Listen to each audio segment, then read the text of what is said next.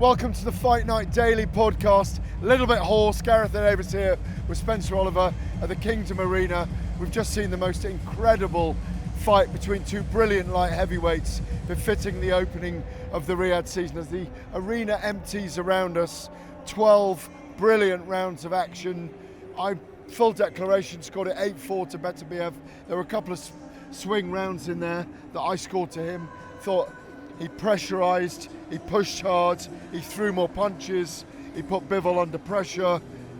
It's a very close fight in many ways as well though, because the scoreline belies the fight. It was a brilliant fight, Spencer Oliver. Absolutely. Talk to us about Beterbiev and Bivol. Absolutely, as expected, undisputed light heavyweight title. We always knew it was going to be a close one. We had the sweet science, the boxing of Dmitry Bivol versus Artur Beterbiev, the monster. Could he close the gap? Could he outwork Bivol? Could he do it over points? Well, we thought, where I thought he could do it and maybe get the late stoppage, but what a fight, what a seesaw, action swinging both ways, but it lived up to all expectations. We talked about these being two of the best pound for pound fighters in the world, the winner going on to become best pound for pound fighter in the world. Well, on that performance, beating Dmitry Bivol the way that he beat him there, Artur Beterbiev for me steals that position. And I know you're going to be thinking, whoa, Alexander Usyk, Terence Crawford, Noye Inoue. Well, guess what? You look at these two, they're in the top 5 pound for pound fighters. Beterbiev, you've got to give him that position on that performance. What a fight, by the way. Are you saying number 1 or number 5? Exactly. That's what. No, I'm saying the top 5. Yeah, absolutely. You could place him anywhere in the top 5 right now if you wanted to make him number 1. Because we did say, I think it was more if Bivol beat Beterbiev, he would slide up to that big position. Big question. I need to ask you a few questions. Do they rematch in your view? Oh, well, absolutely. Turkey Al Sheikh absolutely loved that. We saw him with his hands on his head at ringside. He was so engrossed, so captivated by all of it. The crowd were in here actually. We were near full capacity in here and they absolutely loved it. When people are talking about atmosphere out here in Riyadh, Saudi Arabia, guess what? There was atmosphere here tonight, trust me on that. We had humour, we had laughter, we had brutal science, sweet science tonight. I've got to bring this up because it tickled me so much. As you were saying, 2 rounds to go, but you had them 4 apiece. Yeah, the funniest moment for me ever with you. You all corrected all right, your mate, brilliant so I'm not maths. great at maths. Get over it. 5 apiece going into those last 2 rounds for you, wasn't it? Absolutely. And you had Beterbiev winning those last 2. Listen, when we did have it after 8 rounds, I had it 4 apiece, and then we moved on, and then I had it 5 apiece, all down to those last 2 rounds for me. And guess what? For me, Beterbiev, he soldiered on. He done what he had to do. He dug deep. Bivol tried to go with him. He did. But the He volume, came back in periods, come from Beterbiev, and I think Absolutely. that was what got it over the line. What a classic fight, though. What a brilliant night. The undercard as well. We will see 12 rounds like that going forward if these guys rematch well. Yes, so to the undercards. Great disappointment around the arena from a lot of people in the boxing world over Ben Whittaker. Technical draw on an injury. They both went over the ropes. The ropes were loose. They got tightened up afterwards. What's your take on it? I thought he got away lucky with the draw, if I'm honest, against Liam Cameron, because I thought that Ben Whittaker started the fight very well. He won the first, possibly won the second, then for me lost the next 3, but not only did he lose the next 3, but he was losing momentum. Liam Cameron was growing in confidence, he was closing the gap, he was outworking him, and guess what? Ben Whittaker started to look tired. Then we get into that round 5 and they went over the ropes, and it seemed like Ben pulled him over the ropes as well. Now, it was very peculiar, this. You guys, I'm sure, are going to make up your own minds. Gareth, we're still trying to work it out. We've watched the replays. We've seen loads of different angles of it. Now, Ben Whittaker left in a wheelchair with his boot taken off in the ring. The fight went to a split decision draw. You know, whatever way you saw that, was it controversial? Was it worthy of that? Well, that's up to you guys to make out. But he left in a wheelchair, but he seemed to land on his back and his neck. And I think that is where the big debate comes up. How he injured his foot. How are you reacting to people saying he swallowed at the end there? Well, until we actually see the images of Ben Whittaker's foot, on the surface of it, you look at it and go, well, of course you're going to say he swallowed it because he goes over the ropes and lands on his neck. So how has he injured his foot? So, look, The fight was not going Ben Whittaker's way, that is for sure. The momentum was all with Liam Cameron. And there's a lot of question marks now over whether Ben Whittaker swallowed it or whether it was a legitimate injury. We're going to find that out in the next 24 hours, but it wasn't a good night for Ben Whittaker. We're talking about the guys here who stole the headlines. Chris Eubank Jr. stole headlines coming into it with the swords, his Saudi thwab, the rows with Conor Ben. Conor Ben and he seems to be made now. What did you make of his performance? He put Kamil Zeramata down 4 times. He got the referee stoppage. Talk me through what you saw from Chris Eubank Jr. Chris Eubank Jr. got the job done. As expected, been out over a year now. You know, ring rust was always going to play its part. He's at that stage of his career where he's not getting any younger. In activity keeps you going. Inactivity really makes you struggle. The timing was out at the start and he looked open and vulnerable at times, and he got caught with a couple of silly shots himself, but he got into a rhythm.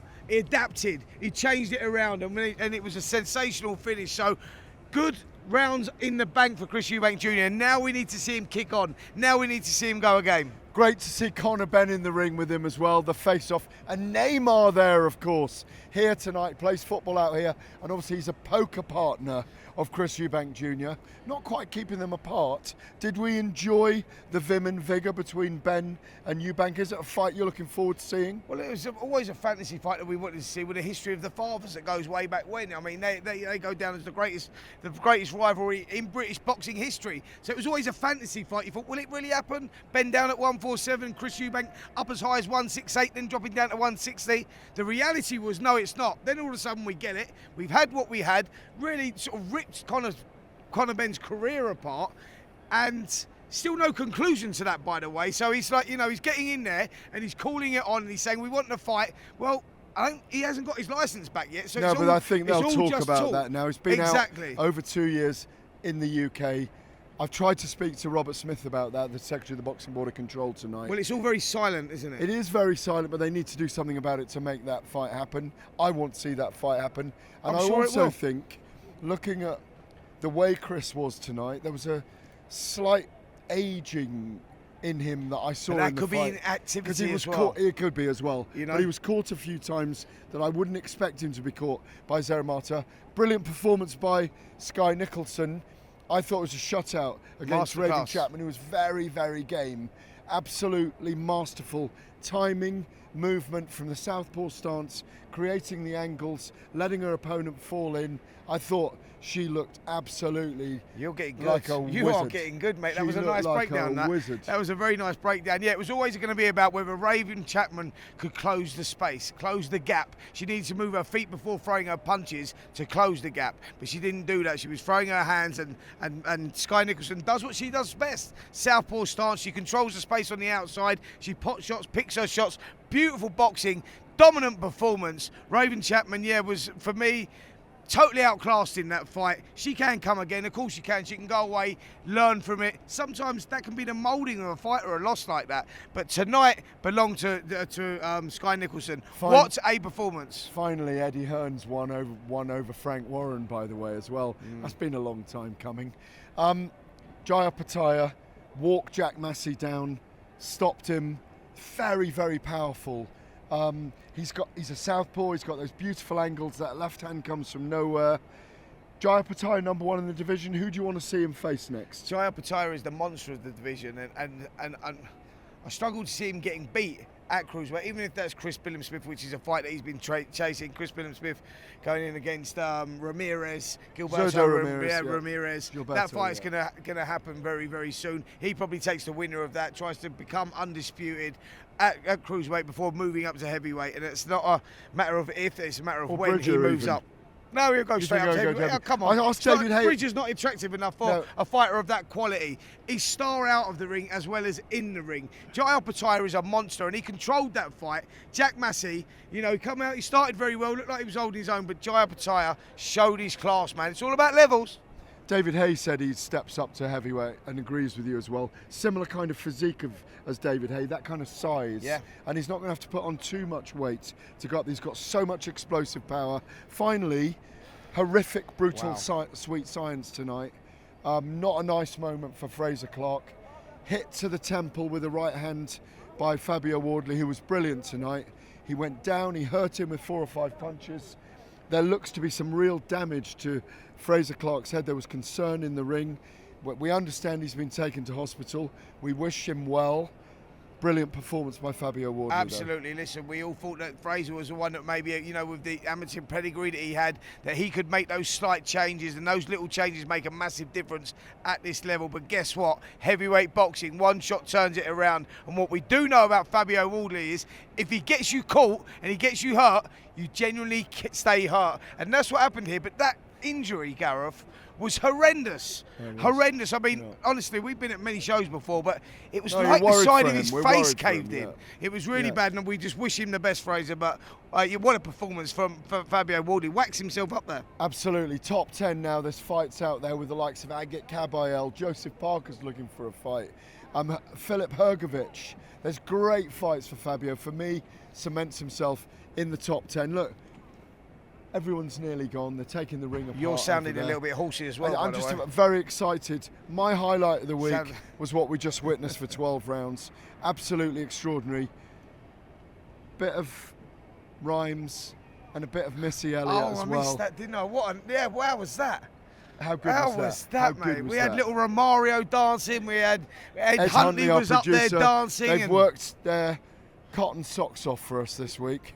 We've enjoyed it so much. Tell me the highlight for you this week. The highlight for me has been all of it, really. I think that everything has been absolutely fantastic. I'll tell you what the highlight for me is, actually, that these events are getting bigger, better, and this is the one. I'm going to nail it with this one. This is the highlight for me. The atmosphere in here, which has always been the controversy surrounding Saudi Arabia and the vice game. The atmosphere in here tonight was insane. Yeah. Full capacity, and trust me, they were going wild. Certainly close to a sellout. They're all kicking their seats between in the rounds while Beterbiev and Bivol. I was indeed, because I was so thrilled. But it's made me lose my voice. We've been here all week. It's been an absolute pleasure. Beginning of Riyadh season.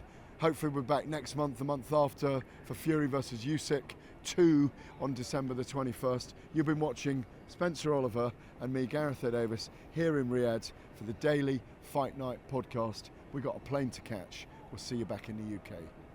On AM, on DAB, via the talkSPORT app and on your smart speaker. talkSPORT.